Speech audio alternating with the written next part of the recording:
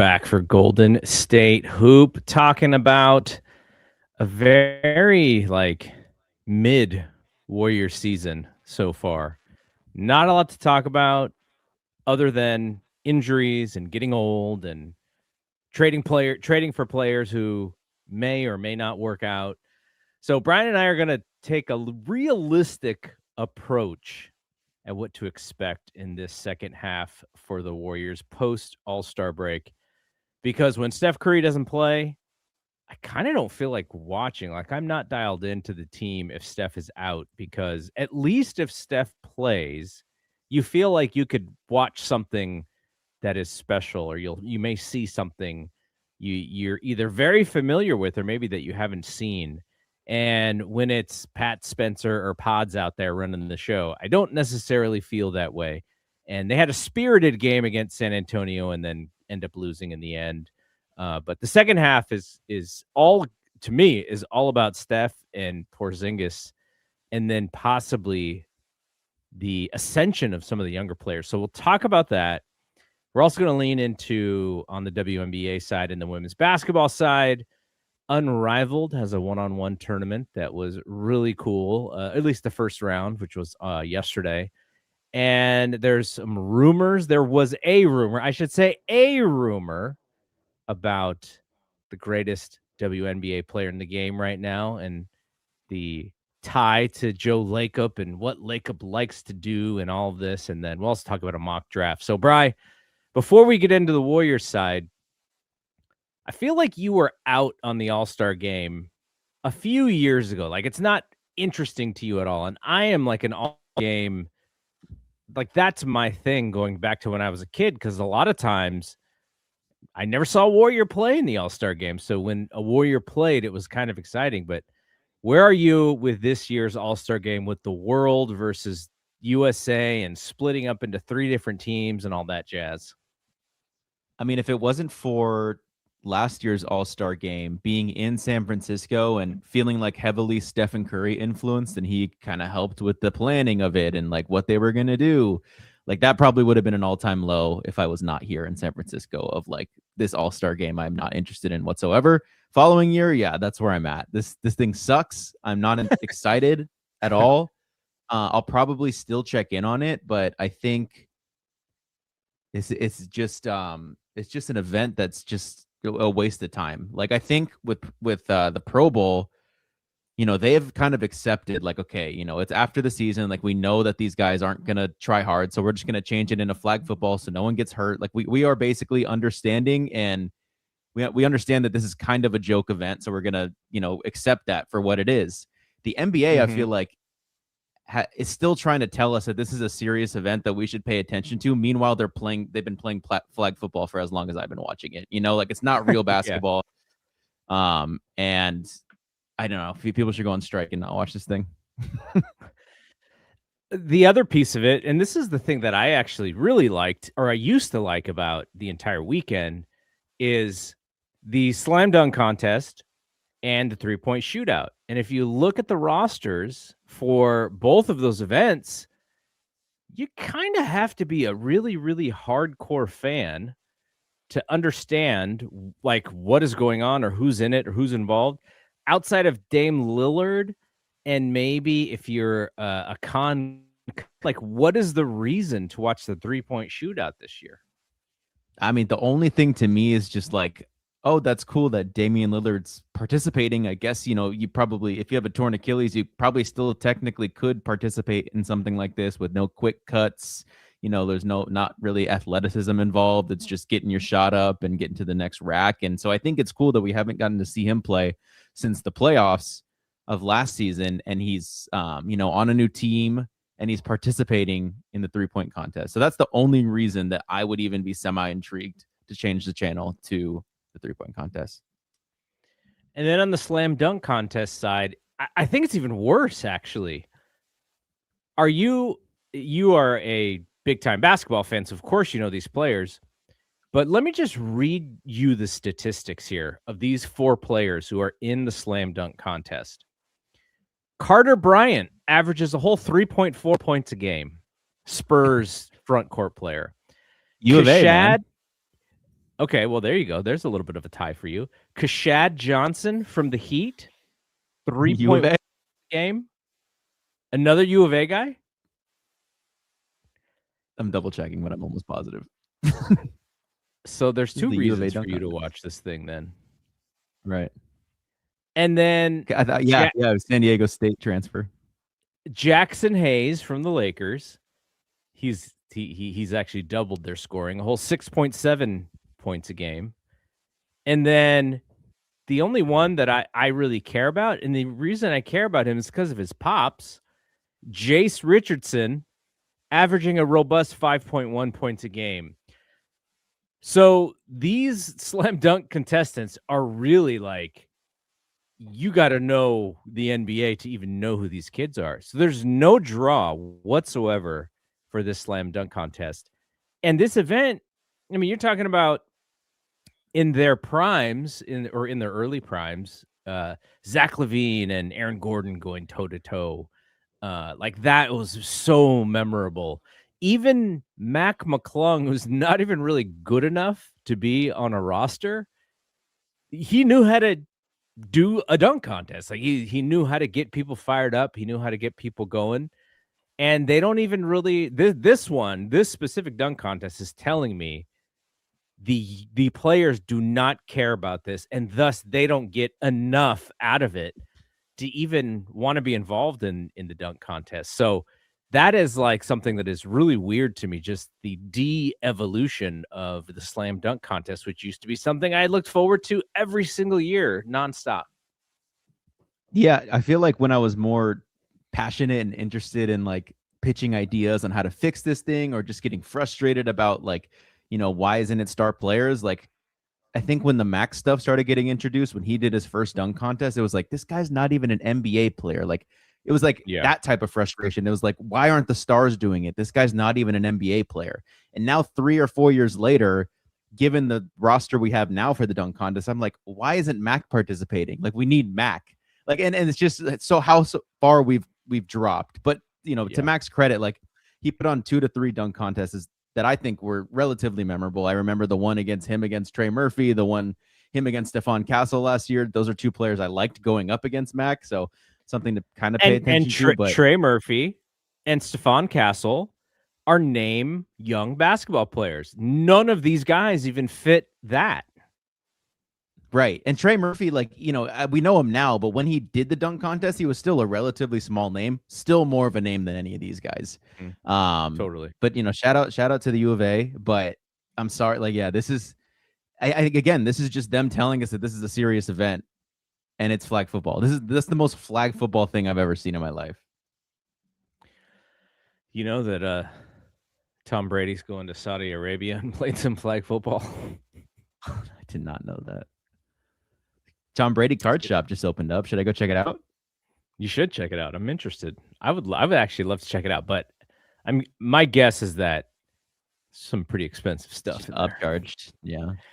All right, so that's a good intro to this All-Star weekend, and we don't have to talk about it anymore. But let's actually kick off our Warriors, our death lineup portion of this show. Warriors. All right, as I teased in the beginning, the realistic outlook for the second half of the season.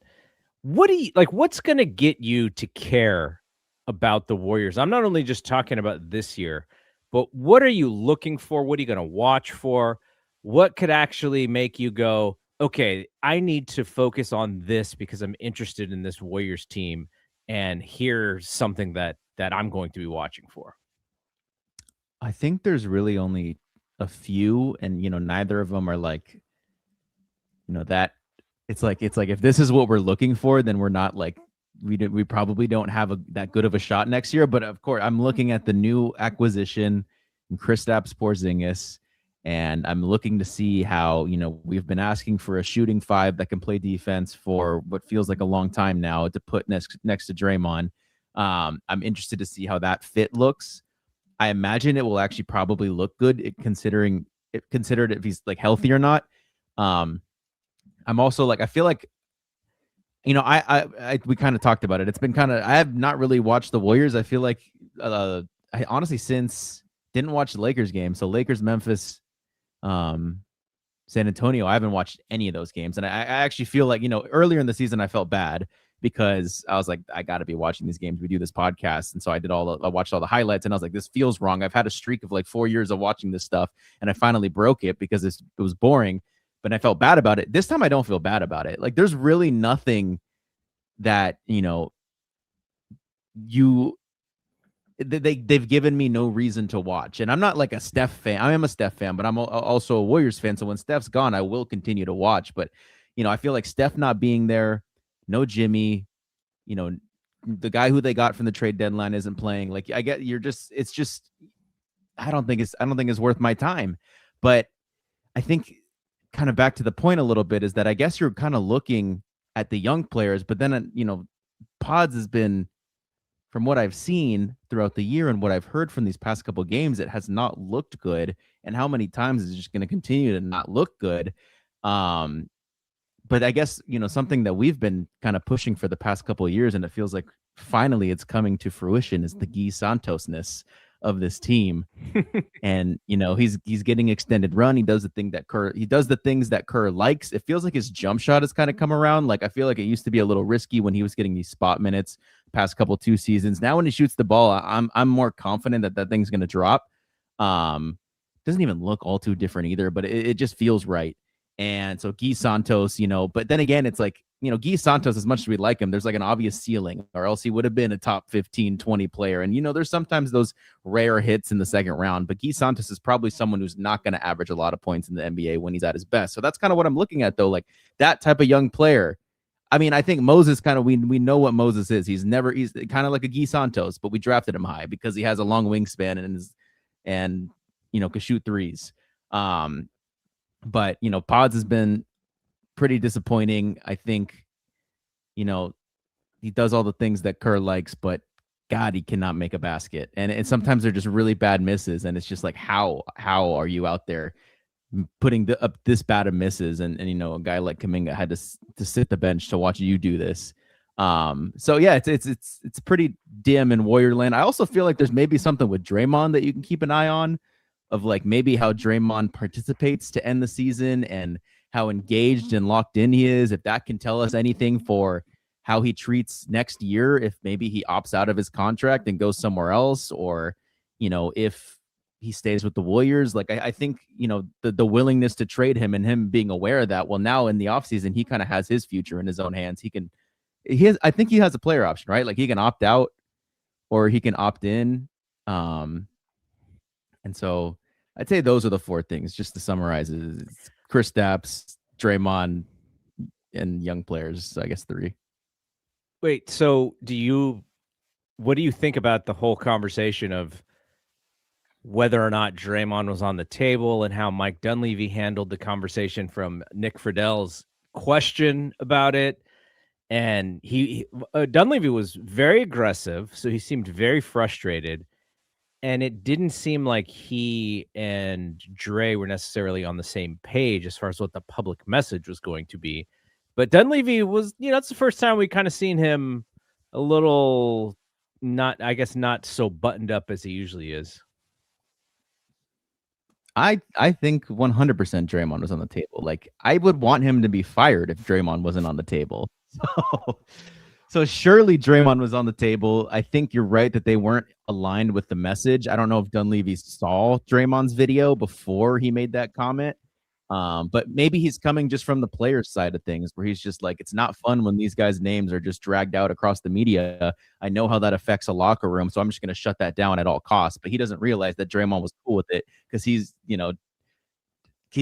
has a podcast and, he's always talking. So I think at this point in his career, he was less frustrated than he would have been in previous parts of his career. And I just don't think that they were, aligned on that message. It was a little bit of like a Dunleavy thing where he was like, well, technically there was never a conversation about Draymond, which then, if that is the case, wasn't really a true conversation with Milwaukee about Giannis, because if Draymond's name would have had to have come up as a possibility or an option, And if Dunleavy is correct in saying that Draymond's name did not come up in that way, then they probably didn't get very far in negotiations. Now, if they had, of course, Draymond's name would have had to come up in some way. So I just thought the whole handling of that thing was interesting because Dunleavy's usually a little bit more savvy, at least media savvy than that. Is he though? I think that guy's a liar. I think they're well, whether or not he lies, we know the Jordan Poole comment from years ago, but That's what I'm he's thinking of. usually a little bit more ahead of the game as far as anticipating what people are going to ask him. He had the Jonathan Kuminga comment about what Jonathan Kuminga's true trade value was, and based off of the trade that they made, not very much, as far as his trade value.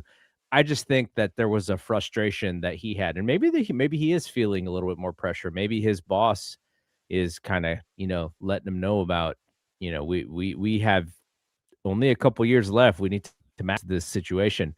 Okay, let's actually talk about from my perspective, because I agree with you. The number one thing is Porzingis. The problem with the Porzingis thing is, I think he's a free agent at the end of the year, right? That's what I was bringing up last episode. Is that what do you root for as a Warriors fan? Do you root for him to play well and play himself out of a Warriors contract, or do you root But you were saying that you think that he has to sign for some type of less team friendly prove it deal, considering his injury status. Is that what you're still on? It's just what I wonder is what is do they make the trade for him if they think he's going to have a robust market? I don't think so. Because I think they trade him with the thought process of okay, we're going to sign you to a 2-year deal after this season is over. We know that your market is not fantastic, but you are a good fit for us. So maybe we give you a little bit more than what your market says. And thus that validates the Kuminga trade. Because if he leaves at the end of this year, like we said last week, you just traded Kuminga for space. That's all you did. And you could have just let Kuminga go. You could have let Kuminga go in the offseason, and that would have been the same thing. So the bet of what they did, the risk of what they did. But if they are truly invested in keeping Porzingis throughout next year, I think the fit, how he learns how to play with Draymond and Steph, is kind of what you watch for this year. How many minutes are they even going to play together? That's going to be interesting because, supposedly when they come out of the break, they play Boston, and that is the game that they may have circled for Porzingis. I heard Steve Kerr say something to the effect of, "Oh yeah, he was moving a lot better today than yesterday," which means you're telling me yesterday he wasn't moving well. That's not great. This dude's supposed to soon. So that is the thing that I'm looking forward to. Number one, Steph playing together with KP. If they may be able to do some stuff that Steph has not ever been able to do with a big before, and maybe as a 2-man game, maybe since KD, some of the things that they could have done together. So that is going to be interesting. The second thing I think I would love, and I've actually been on this one for a little while. I want Will Richard to be the starting shooting guard. I want them to play Will Richard against the other team's best number 2, because I want Will Richard to get the Steph juice. I want him to get the Draymond instruction. I want him to get the benefit playing with Porzingis, who can stretch the floor. And the way that I think about this is, what Podziemski is. Have Podziemski be the 6th man and have him take out Will Richard. And then when Steph goes to the bench, Podziemski just runs the point guard. That's fine. That's what he can do. But if you give Podziemski the starting 2 guard responsibilities, he's just a failure in the fans' eyes. He's never going to be what the fans want him to be. And he does do some of those things that we've mentioned that Steve Kerr likes. But let's see if Will Richard can do some of those things. Way more athletic than Podziemski is. Defensively, even though Podziemski does get some steals, and we know that he's a charge machine, I feel like Will Richard's hands are a little bit more active in deflecting passes and stuff like that. So let's see what Will can do. Let's treat this like I think Will can be a part of the rotation, next year in a big way. So that would be number 2 for me. And then number 3, there's this crux of players that they have. You mentioned Guy Santos, who's a favorite of ours. There's Quentin Post. There's guys that you kind of want to know if you're going to make one last run next year, and this is all based on if Jimmy can come back and be Jimmy. Steph, Jimmy, Dre, Porzingis, Pajemski, Will Richard, Moses Moody. Who is after that? And DeAnthony Melton. I think making sure DeAnthony Melton is back on this team is also paramount. Who else is going to be any sort of value? Like figuring out that 8, 9, 10 will actually be kind of. And by the way, DeAnthony Melton is probably better than Will Richard, but we know what DeAnthony Melton is. And so I think having him solidify the backcourt with Pods and that second team is the best place for him. I think some people would like to see him play next to Steph and see if they could actually, but I feel like when Melton is on the court, he likes when it's his opportunity. He likes going to the bucket. It's almost like he'll go to the bucket. He does. And he'll get stopped, and then he'll still find a way to get the shot up no matter what. Like that's how decisive he is about what he wants to do. And I think that is better with Pods. So that back end of guys that you want on this team next year, figuring that out, I think that'd be great. Pat Spencer gets this contract. Is he going to be, can he be a 10th or 11th guy on the team next year? Al Horford, is Al Horford going to next year? We didn't even get to see him this year, really. I think he's signed for next year. Yeah. So figuring out that piece to put it around, because they're not going to be able to afford big pieces to add from what it seems like. So yeah, that's what I would like to see. But realistic expectations now. Where do you think that they end the season? Do they make the playoffs in 2026? I mean, they're definitely going to sit around that play in like 7 to 10 range is what I would guess.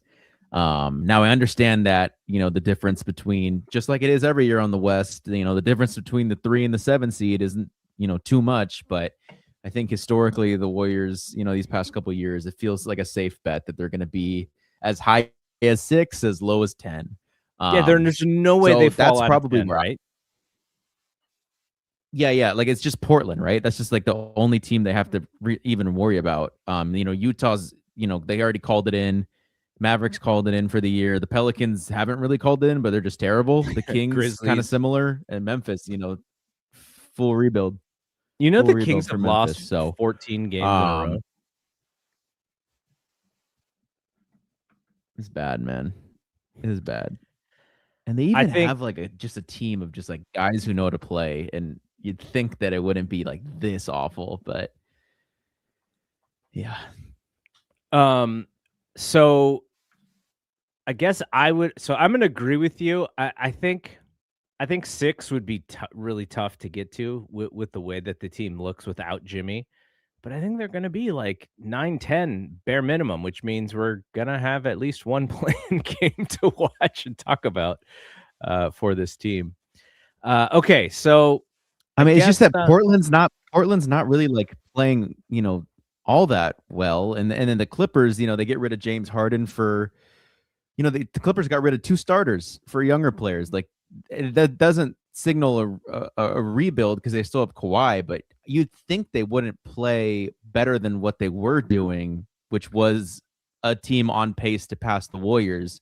And now I'm kind of wondering if the Warriors like might be fine. I know it's only 3 games, but and I know we're waiting for Steph and Kristaps to come back. So you know what? Like, yeah, the Clippers could pass us, but I'm just saying that like, the teams below the Warriors kind of made these moves to, maybe show that they're not really going for it, or that they're just not playing all that well. Yeah. Would you want to see the Warriors chase that 6 spot and end up in like a series against the Nuggets? Yeah, I mean, it's fun to watch them in the playoffs. it feels like they always have a shot. But I understand that without Jimmy, it's like the ceiling is just it's so capped. It's so capped. It'd have to be like these serious jumps that you just don't see. Like DeAnthony Melton, turns into a guy who should get paid $30 million a year. Like that's kind of what we're talking about. And so of course I want to see it, but I understand that could actually in the long run hurt us. Does DeAnthony and Kristaps play themselves out of a contract? Does DeAnthony have a option next year? What is his contract like? I think he's just a free agent next year. Is he really? But I thought they had an option on his thing. He has a player option, so why would he's going to opt out of a $3 million contract? Like he is worth way more than $3 million. I think, one of the Twitter accounts I was seeing was like, can you just pay him, the tax pyramid level, which I forget what is that, like 13 or something, or like 9? But man, Buddy, this guy should get at the very least what Buddy was getting. Buddy was like 3 for 27. It was just 9 or something. So, you'd think DeAnthony's worth way more than that. So DeAnthony's for sure going to opt out of this $3 million contract and then get a bigger bag. So it's he doesn't play himself out. He's got to look, and if he feels like Rick Celebrini is the guy to help him continue to play with injuries and in a longer and extend his career, then maybe it's worth it for him to come back and re-sign with the Warriors. It seems like he really likes the whole thing. So I would like to see him come back too, because I think he's a really good player. Okay, let's talk some women's basketball here on Pod Hollow.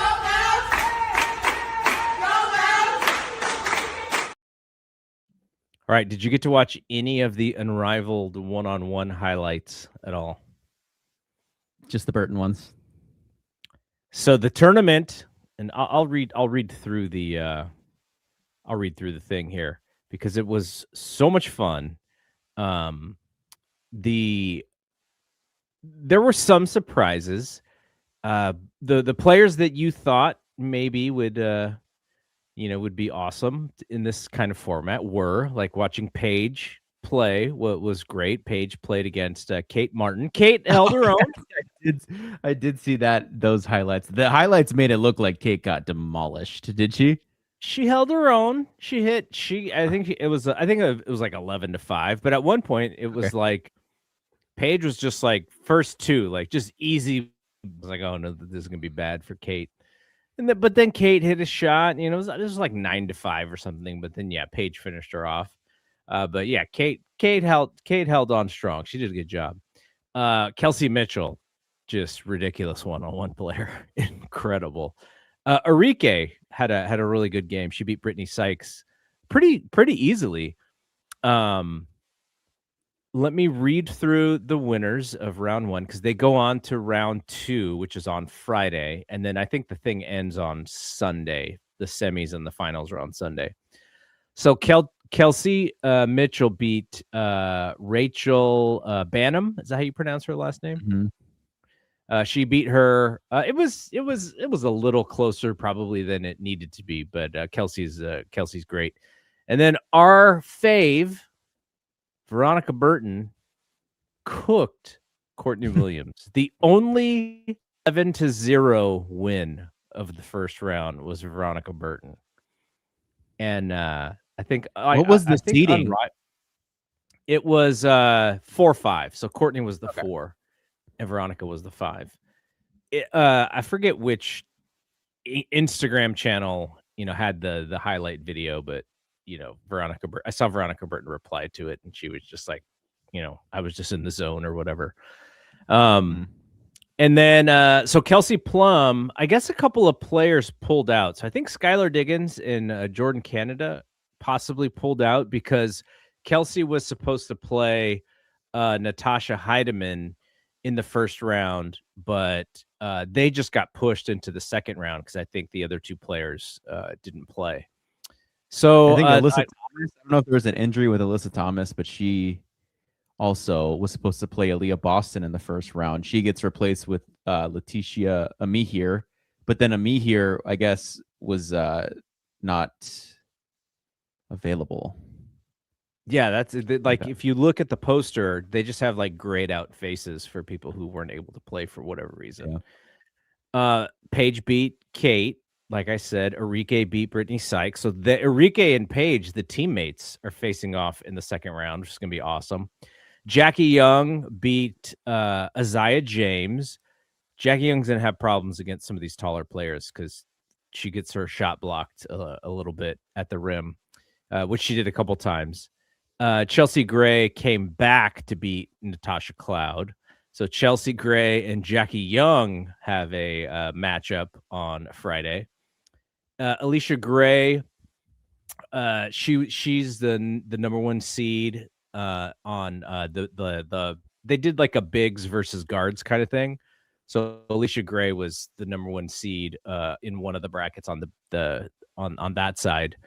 And she's facing Sanaya Rivers, who beat actually I don't think they played yet. For whatever reason, they just also got pushed to the second round. And then Sonia Citron, upset of the whole thing, beat Marina Mabry. And Sonia Citron did so in very Sonia Citron fashion, where she did finally crack a smile at the end when she finally won. Hmm. And then when they asked her questions, she was very monotonous and robotic because she doesn't like showing anything. But Mm-hmm. cool customer there to beat Marina Mabry, who's like kind of the opposite. And then Ray Burrell beat Ryan Howard. So she and Sonia face off. And then Brianna Stewart finally got her dub because I think she's the one who got blanked 0 last year. Leah Edwards, I think. So she beat the Lee. What is Lee's last name? Yuru. Lee played okay for someone who's got to go out there at like she's the tallest player in the whole tournament to go out there and have to guard. She did a pretty good job. She held her own.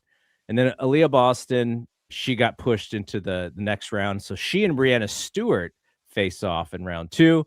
And then Shakira Austin came back to beat Dearica Hamby, and she faces Aaliyah Edwards, who snuck out of there against Dominique Malonga. I thought Malonga was actually going to win, but Aaliyah Edwards won in the end. So those are the matchups for the second round. In watching this thing, I'm going to be very interested to see how the bigs play the smalls when it comes to when they finally have to face off in the finals. But if I was to guess, like, what is going to be the final four, I might pick Kelsey Mitchell against, gosh, if Paige can beat Enrique, I think Paige can get there. But Enrique, as you know, Enrique is just breakdancing out there on the court with basketball. So I would pick Paige, but I'm not 100% sure there. And then on the other side, probably Alicia Gray, and then either Edwards or Stewart. I would just go Stewart just because I think she's, she really wants to win this one after last year's debacle. But, one-on-one is kind of not a great TV sport, but they play so hard. Like there was a couple of times when I forget what matchup it was, where there was literal like Brandon Pajemski taking charges, shoulders into the chest, going to the floor, and I was like, man, these women are playing, and it is good money. I think it's like $200,000 to the winner or something like that. So good weekend for Unrivaled. I just wish, and I know these two leagues aren't really connected, but I just wish the Unrivaled one-on-one final could be on the same weekend as the NBA All-Star game, because that would be a reason to tune in. You would go, you'd go 3-point shootout, and then right for the dunk contest, then you'd go to the Unrivaled one-on-one finale, and they'd get some shine there. That would be really cool. But yeah, I watched it.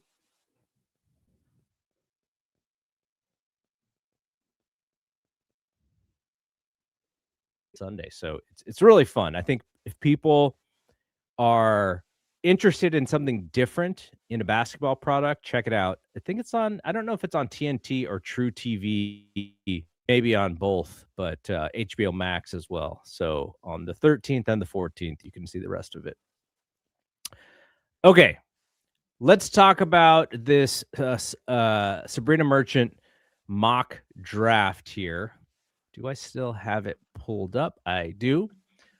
So I was in our Discord and talking about Sabrina's mock draft. You had actually mocked Gabriela Jaquez to the Valkyries, one of the last podcasts that we did. And I saw there was another mock draft that you linked us to in the Discord, which had Jaquez with them as well. Sabrina actually had a Jaquez going higher in this mock draft. So she did not have Jaquez going to the Valkyries, but I'll quickly go through and then you can give your thoughts. So Sabrina has Awa Pham going to Dallas at number 1. And then she has AZ Fudd going to Minnesota at number 2. Man, Minnesota's going to be such a good player, and they're already so good. Seattle, Olivia Miles at number 3. The Mystics, she had Lauren Betts going at number 4. And then the Chicago Sky, she had Flau'jae going to the Chicago Sky at 5. And then Portland, she had taking Jaquez at 6. And Toronto Tempo, Iana Martin, another player from Spain. And then she had the Valkyries selecting Nell Angloma from France, a 5'11" guard. And then let's stop there, and then we'll go through the rest of it. But what did you think about kind of that 6 through 8 spot where her draft got a little different from what the norm has been so far? I mean, it's not. I feel like Iana Martin is someone who, when I was looking at the draft, before college play started, like Iana Martin was someone who was higher in the draft. I was impressed with her in the FIBA Cup, but I want to say, or no, maybe what was it? What was that tournament called? And that USTA played, and I'm already forgetting. Eurobasket. Yeah. But she had some type of injury that wasn't like a body part injury. It was like something happened to her, and she didn't play with Spain after that. But she looked good. Like if there's her and Carla are just like the opposite types of players. They're these small guards where Carla likes to just go and get hit at the rim, and Martine's more from the perimeter. If you could picture that at all, if they're just the opposite of each other in terms of scoring, but they're both small guards from European countries. But yeah, it's interesting seeing Martine kind of come back into the fold because she had gotten dropped, I want to say, to the second or third round in most mocks I've seen. I'm not familiar with this French player who has been coming up in the mocks as of the past couple weeks. Nell Angloma, or however you pronounce her last name, just not a player I'm familiar with yet. I have vowed to go watch her tape, and I just have not done that yet, but I will. I mean, Jaquez jumping up into Portland, good for Jaquez. She deserves it. She's been playing really well. And the interesting thing about Portland, though, as many people know, is that Vanya Crvenovic, she was the VP of the Valkyries last year, and then Portland poached her as to be their GM. So, Vanya, heavy international presence, I'm sure was a big reason why we picked USTA. I'm sure it was a big reason why we leaned heavy international, along with, of course, Ohema Nienen, favoriting or just going for the international route as well. I feel like Vanya, might do that again. And so I would be interested to see, if the Portland Fire go international, whether that's Martine, whether that's the French player. The Tenaya Latson thing, I feel like, is just the biggest kind of noticeable faller from recent mocks, especially this one. I don't know where Tenaya Latson ended up on Sabrina's mock. I don't have my athletic sub anymore, and I can't get into yours, so I didn't read it. But I don't know. I just think Tenaya's just kind of too talented to fall that far down. I would just take the flyer if it were me. Especially if Gabriella has been taken at 12, by the way. Yeah, see, I just think Tenaya is super talented, and I think that if Gabriella was already taken, then I would just take the flyer on Tenaya Latz, and she's someone who, is just like talented with the ball in her hand. She's a good offensive player, and I know sometimes like I don't know if you know the story with Tenaya, but she was on a team that your friend's daughter is on. Is that Mm-hmm. South Florida or Amaya? University? Yeah, Florida State. she was on that squad, Florida State or some. Yeah, was she on Florida State? Yeah, I don't know. For the first 3 years of her collegiate career, she was on one of those Florida schools, and she had mentioned like in an article that she just felt like she wasn't being pushed enough. Like I didn't think she wanted to blame her coach, but I think she was like, I've been gotten way too comfortable with just being the person that takes all the shots. She was kind of like just like one of the top scorer in women's college basketball last year because she got all the opportunities to score. She was averaging a lot of points, but then she wanted to like kind of challenge herself and not take possessions off on the defensive side or like play smarter offensive basketball. So she goes to South Carolina, and She it's could seemingly kind of do dropped that her draft without a coaching change, by the way. Yeah, true. You don't need to blame because like look, Florida State is struggling. I've looked at their record. If she was able to kind of raise their thing, that might be, that might have been better for her.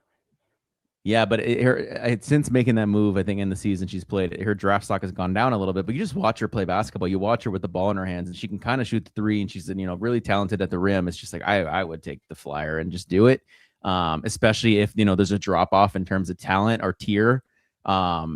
Then interesting to see. Neepkins was mocked to the Valkyries at the start, and it seems like she's kind of fallen a little bit too. So I know Sabrina. She has the scoops, and I'm sure that what she puts on there is very like it's probably a good chance that that's what the conversation is right now. But I'm interested to see especially with Portland having Vanya, are they going to go US or are they going to go international?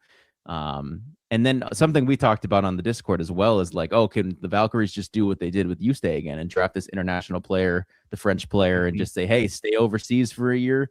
We want to prioritize our development for Ustay. We don't want to worry about 2 top picks, at the same time. Like, can you, would you stay overseas? And with Ustay, it kind of made a little sense because, she was only going to make $70,000. Yeah. And it seems like these rookies might start making 200 to 250, so it might be a harder ask to ask someone to stay without that pay. Yeah, that was Casta's point in the Discord. Shout out to Casta. That was very smart. I was like, yep, that's definitely a different thing. Okay, so let me read the rest of the first round, and then by the way, you could be reaching out to Sabrina again. Has she been on this show twice? She has been on the show twice. Yeah, we got to bring her back, man. Yes. Like, what's amazing about it is I feel like even in that 1 year that we talked to her, like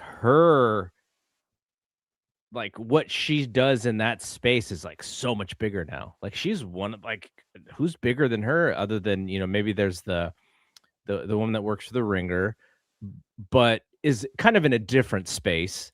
And then what is it from ESPN? Is it Alexis? Front Office Sports, yeah, Philippou or something. Yeah, for front office sports, isn't it Annie Costabile or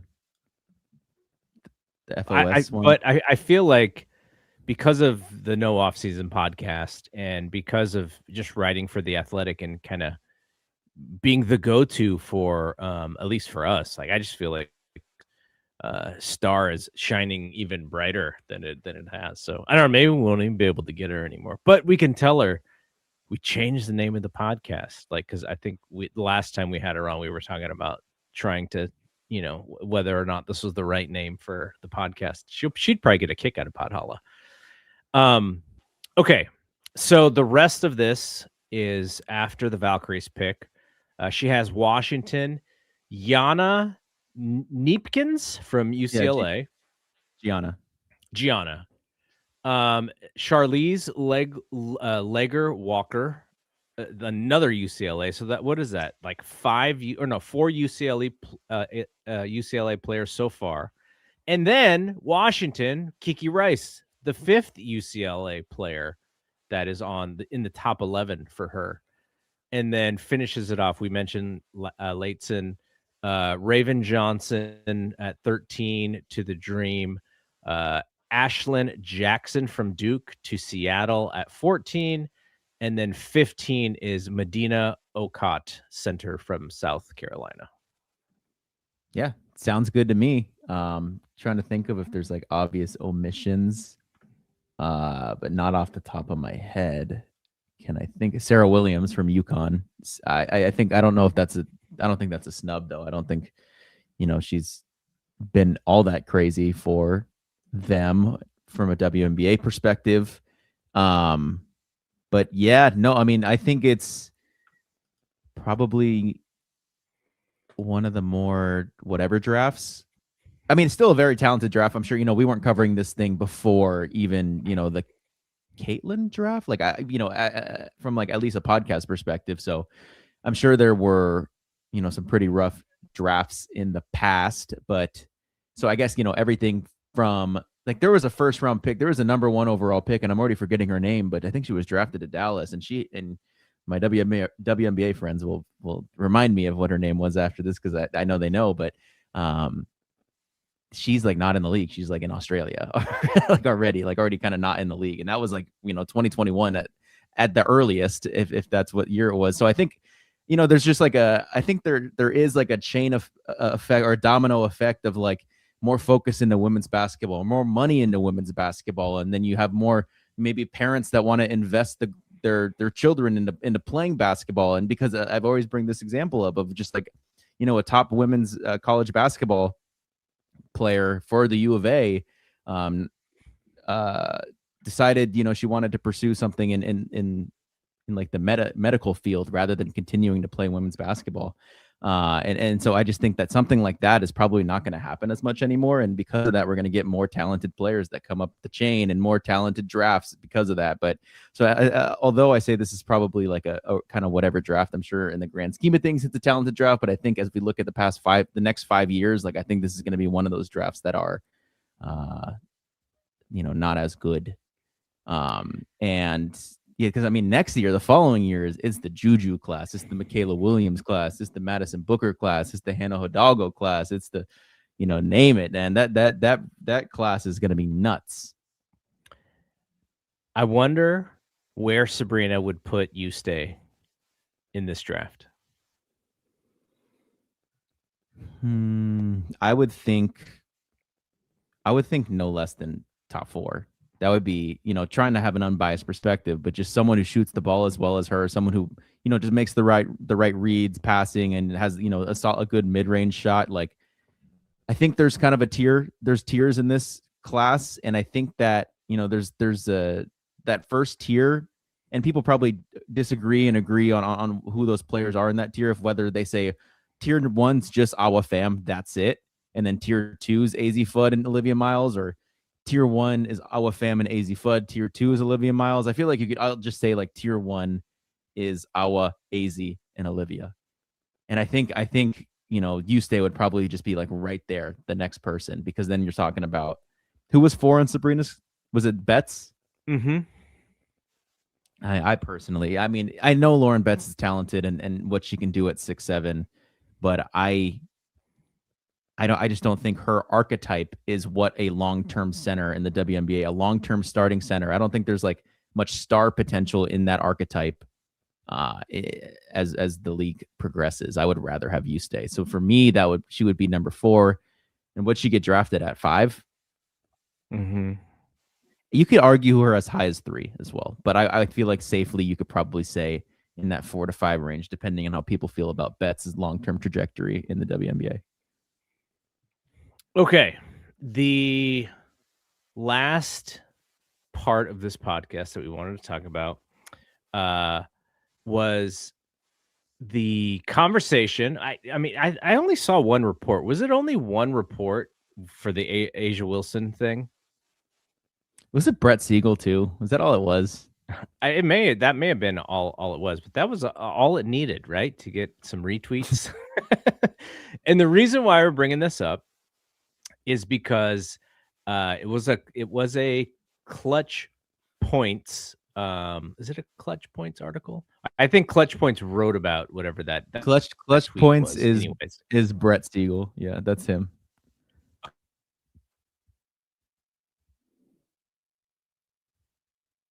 Ian Ojeda said, no cross-league star pairing centered around Bam Adebayo and Asia Wilson has emerged as a scenario to monitor for Golden State, according to a recent report from Clutch Points NBA insider Brett Siegel. So the idea is that because the Warriors always like to be in the mix for big-time players, Joe Lacob has been a fan of Bam Adebayo's, and because Joe Lacob in big ponds, he is also wants to bring Asia Wilson to the Valkyries. Now, every single team in the WNBA should want to bring Asia Wilson to their team. That is not necessarily news to anybody, right? But can they? And we don't know how the collective bargaining is going to come out and everything. So we have no idea what they may try and incentivize cities to keep their players like the NBA does, make it harder for just absolute free agency, which is, I don't think that's what the WNBA wants. But the idea of Asia Wilson to the Valkyries actually was a question that I asked our guy, Conrado, who came on with me on one of the weeks that you were unable to do the show. And I said, I think the question was something to the effect of, who's kind of the perfect player for what the Valkyries are trying to do? And like, I thought he was going to get super nerdy on me and go, well, this player does this, and this is kind of like what Coach Nat likes, and this, and he was like flat out, Asia Wilson's the best player in this type of offense and in probably in any offense. And so we went on this Asia Wilson discussion. So when this news came out again, Conrado tweeted me to say, remember this conversation? And I was like, yeah, I remember it, because the second that I saw that tweet, that was the first thing I thought of, was Conrado saying, you know, if Joe Lacob is really trying to make this thing big, he might as well go chase the best player in the league, because she fits on any team. She's like she'll be the perfect fit for any kind of style that you want to play. So I brought that up not to try and push this rumor, which can't even be factual for a long time. But I just wanted to mention that, you know, we had kind of talked about it, and it's so interesting because we've never had this before, right? Where a couple who is playing in the NBA and one in the WNBA would be like a package deal for two of the franchises in the NBA and WNBA. It's so wild to think of making a deal for one player like Giannis is almost impossible. Can you imagine making the deal with the same owner for two of the bigger fish in both free agent markets of the WNBA and the NBA? It sounds impossible to me. I think what's more likely is that when the Vegas and Seattle franchises start going, it's more likely that Bam Adebayo goes to the Vegas franchise than it is for Bam and Asia to come to the Golden State franchises. You know, Asia's the Steph Curry, the Dirk Nowitzki, the Kobe Bryant. Like, that's kind of the trajectory she's on, of just the same team for her entire career. And, you know, you look at, like, kind of from a competitive standpoint and from a historical achievement standpoint, there are three teams in the WNBA with 4 titles. That being the Seattle Storm, the Houston Comets, and the Minnesota Lynx.